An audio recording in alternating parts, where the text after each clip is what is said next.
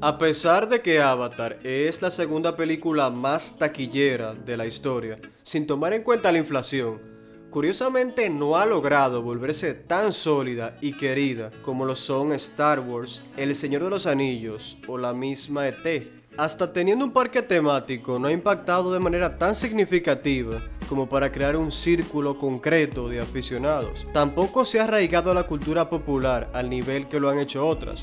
No cuenta con ese cariño que tienen otras franquicias u otras películas. Si preguntamos por qué destacó tanto en su momento, la respuesta más común suele ser que fue a causa del auge que creó en torno al efecto 3D o por sus novedosos efectos visuales. Y sí, puede que tengan razón, pero el valor artístico de Avatar va más allá de todo eso. Una frase que solemos ver de manera muy recurrente en internet es: Avatar es una copia de Pocahontas. Y si se le presta un poco de atención, puede resultar evidente que de ahí pudo haber salido una buena cantidad de influencias. Entonces, ¿qué es lo que le falta para ser más querida? ¿Realmente un calco de Pocahontas o nos puede ofrecer algo más? ¿De dónde vienen todos sus conceptos y por qué tiene el mismo nombre que la otra Avatar? Como dije anteriormente, a menudo se le compara con Pocahontas, y con razón por tener varias o demasiadas similitudes. Desde que una civilización que se siente superior a la otra va a extraer un mineral, un superior que parece irracional, y la historia de dos enamorados de lugares distintos. Incluso la figura del árbol como objeto de máxima sabiduría. En la película de animación, el conflicto se resuelve con paz porque plantea que la violencia solo trae más violencia. A diferencia de Avatar, donde los nativos revientan a los extranjeros, por lo que el mensaje de paz y armonía es reemplazado por el sentimiento de justicia y propiedad. They cannot take whatever they want. And that this is our land. Pero no solo está la trama, sino cómo se lleva a cabo. En la película de James Cameron es por medio de un infiltrado, y de este modo logramos apegarnos, o al menos entender un poco, a los Na'vi, mientras que en Pocahontas no sentimos diferencias tan marcadas. Se nos presentan como si fueran los colonos, pero ligeramente distintos en vestuario y uno que otro detalle más. Y de la que más se puede decir que llega a parecer un calco es de Danza con Lobos de 1990, dirigida por Kevin Costner. Así que veamos punto por punto cada trama. En un principio, ambos son enviados para estudiar de manera pacífica una cultura. Se vuelven parte de ella, se enamoran. También hay un elemento narrativo que los lleva a la perdición. En Danza con Lobos es el diario, mientras que en Avatar son las grabaciones que hace para documentar el proceso, hasta que finalmente se vuelven enemigos de su propia gente. Y algo que tiene Dances with Wolves que no tiene Avatar es que nos muestra que los nativos tampoco es que sean precisamente unos santos, simplemente son una civilización distinta con valores distintos. Hasta tienen batallas con sus pueblos vecinos por razones que pueden parecernos absurdas. Mientras que en la película de James Cameron solo se muestran violentos ante la presencia de un extranjero. Cada película transmite sus propias sensaciones. Avatar nos quiere hablar de lo negativo que puede resultar el imperialismo, esa actitud de querer dominar otras tierras usando el poder militar o económico, y de que quizás pueden haber otras formas de entender la vida. Mientras que Danza con Lobos va de la amistad, la empatía y del choque entre dos culturas, de cómo se puede vivir en armonía. Acá todo se construye mediante tensión porque el acercamiento del protagonista con los nativos es lento pero progresivo y no sabemos cómo se lo van a tomar. Hay muchas formas de tratar con este problema o temática para que resulte funcional y creíble. La primera es que la barrera del idioma directamente ni siquiera exista, como ocurre en Pocahontas. Como que le estoy dando demasiado palos, hay que chancearla porque es una película para niños. Mientras que en Danza con Lobos, la manera en la que Jon se va comunicando con esta gente es torpe, pero a la vez se siente con cierta naturalidad. Se terminan entendiendo porque cada uno dedica tiempo y muchas situaciones son guiadas por el mismo contexto. Aunque lamentablemente la película termina rompiendo un poco con todo eso, porque resulta que hay un estadounidense que se crió junto con la tribu y hace la función de traductora, a la vez que se convierte en el interés amoroso del protagonista. El concepto iba demasiado bien, pero al final ese personaje se puede llegar a sentir casi como un adorno. Sí, también sabemos que suena bastante parecido a Avatar, pero aguánteme ahí. Donde he visto que el concepto de la barrera del idioma se lleva a la máxima potencia es en Arrival, que trata sobre un acercamiento extraterrestre, de cómo se puede abordar a esta especie para saber sus intenciones y por qué están aquí.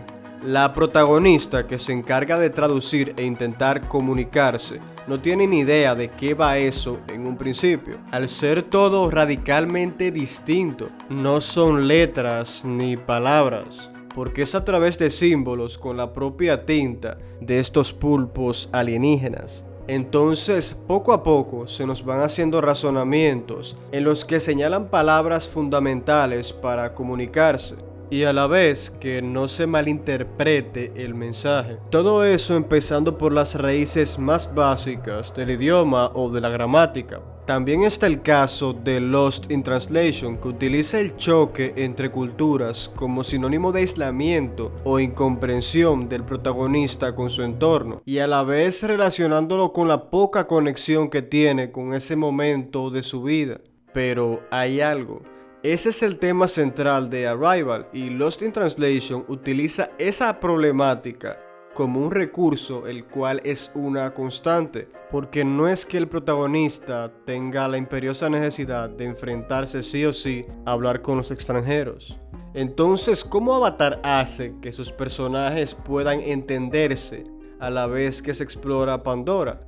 Porque recordemos que la película no puede durar 6 horas, así que toman un atajo, pero en el buen sentido, y no cualquier atajo, uno que ayuda a desarrollar la trama. Nos explica por qué Neytiri habla inglés y de paso descubrimos una de las motivaciones y el trasfondo potentísimo de la doctora Grace, la escuela que tenía para enseñar a los niños, la cual fue atacada por los mismos militares. Esa experiencia la terminó marcando y de paso nos muestran las crueldades del imperialismo. También está el hecho de que crearon un idioma específicamente para la película, el cual contiene unas 500 palabras. Probablemente ustedes ya conocían el dato, pero aún así no deja de ser fascinante. Si hay algo que nos dice mucho de una obra, es su creador. James Cameron, a lo largo de su carrera, ha trabajado en una gran cantidad de películas, de las cuales ha escrito y dirigido 9, y una gran parte de estas tratan la relación del ser humano con la tecnología, y aunque a primera vista no sea tan evidente, tienen un componente visual en común, y este es el color azul. Pero, ¿qué significa en este contexto? Aparte de ser un recurso estético y una marca personal, nos expresa el futuro que acecha a los personajes. En Terminator puede ser uno desalentador, mientras que en Avatar uno potencialmente prometedor para el protagonista. También los Na'vi son azules porque están fuertemente inspirados en dioses del hinduismo, tales como Vishnu o Shiva. En cuanto a la palabra avatar o avatar, suele recordarnos demasiado a la serie de Aang y a los personajes de los MMORPG, pero resulta que vienen del mismo sitio. Un avatar es una encarnación bajo apariencia humana o animal de un dios que ha venido a la tierra para restablecer el Dharma y salvar al mundo del desorden cósmico engendrado por los enemigos de los dioses, o sea, los demonios. También toca el concepto de la iluminación junto con el nirvana. En el contexto del hinduismo es la liberación de la conciencia individual y del ciclo de reencarnaciones. De esta manera vemos cómo la doctora Grace llega a desprenderse de su cuerpo físico y se vuelve una con la energía de Eywa, la deidad de este pueblo. Un concepto similar al proyecto de complementación en Evangelion, solo que menos perturbador. Con Pandora se nos quiere mostrar un mensaje ecologista inspirado en la hipótesis de Gaia, la cual propone ver el planeta como un organismo vivo interconectado. Y lo bonito es que esta información también nos sirve para la trama, ya que los Na'vi tienen a su diosa Eywa y esto hace que no suene tan disparatado. Le da sentido a toda esa capa de misticismo. Es una película en la que resulta fácil olvidar detalles concretos. Sin duda la recuerdo porque la vi unas 4 o 5 veces para escribir el guión de este video. Bueno, ¿y a qué me refiero exactamente? Pues que se pueda describir o incluso crear una imagen mental de al menos un momento concreto. Algo como la escena del reloj en Volver al Futuro.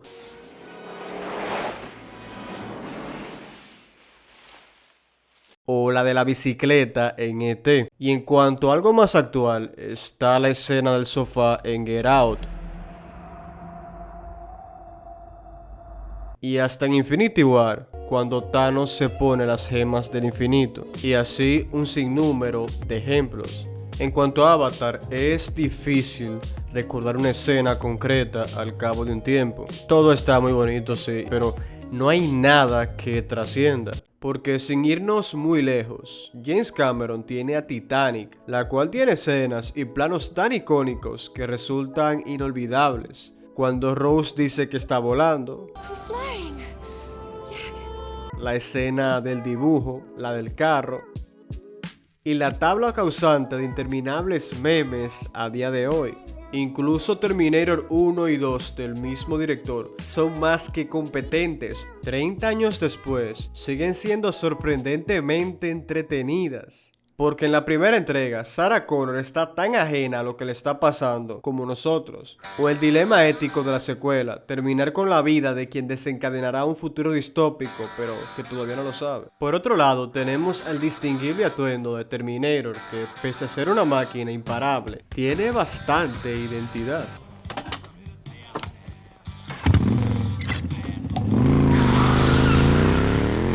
Aparte de la trama y de los componentes visuales, acá tenemos una de las frases más míticas del cine. Hasta la vista, baby. Avatar está lejos de ser una de mis películas favoritas. Aún así, encuentro interesante hablar de ella de una manera que no sea radicalmente positiva ni negativa. Solo verla desde distintas perspectivas.